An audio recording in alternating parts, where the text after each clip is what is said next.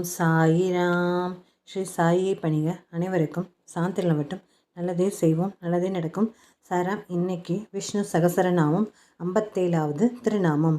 சாச்வதாய நமக. 18 நாட்கள் மகாபாரத யுத்தம் நிறைவடைந்த பின் அம்பு படுக்கையில் கிடைந்த பீஷ்மரை அணுகிய தர்மராஜன் தனக்கு உலகிலேயே மிகச்சிறந்த தர்மங்களை உபதேசிக்கும்படி பிரார்த்தித்தார். பீஷ்மர் அவருக்கு விஷ்ணு சகசரநாமத்தை உபதேசித்ததோடு பற்பல நீதி கதைகளையும் கூறினார்.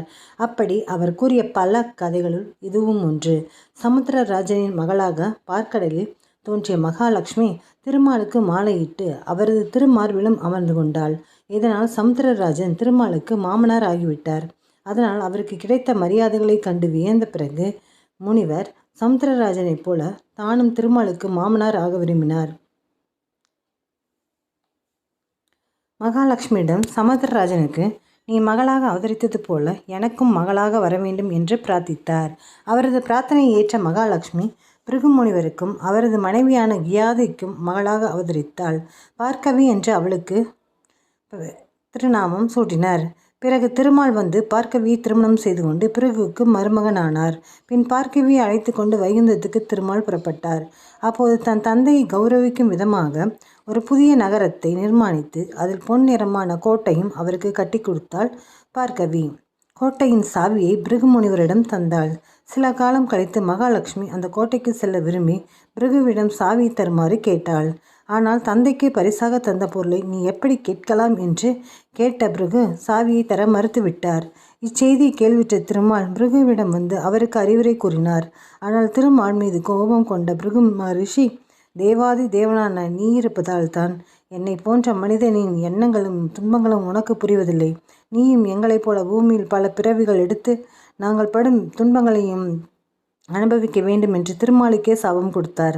பிரம்மதேவரிடம் சென்ற திருமால், உங்களது மானசீக புத்திரரான பிருகு மகரிஷி நான் பரம்பொருளாக இருப்பதால் தான் சாதாரண மனிதர்களின் துன்பங்களை புரிந்து கொள்ளவில்லை என்றும் அதனால் நான் சாதாரண மனிதனைப் போல் பூமியில் பிறந்து துன்பப்பட வேண்டும் என்றும் கூறுகிறார்.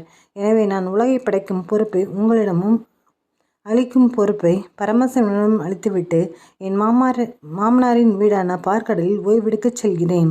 நீங்கள் எப்போதெல்லாம் பூமியில் பிறக்கச் சொல்கிறீர்களோ அப்போதெல்லாம் நானும் பிறப்பேன் என்றார்.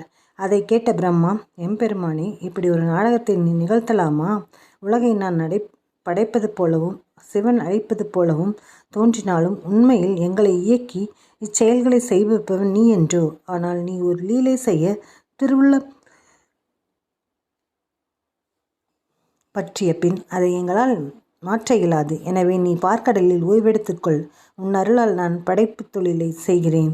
நாங்கள் துன்பப்படும் போதெல்லாம் உன்னை அண்டி பூமியில் பிறக்குமாறு பிரார்த்திக்கிறோம் என்று கூறினார்.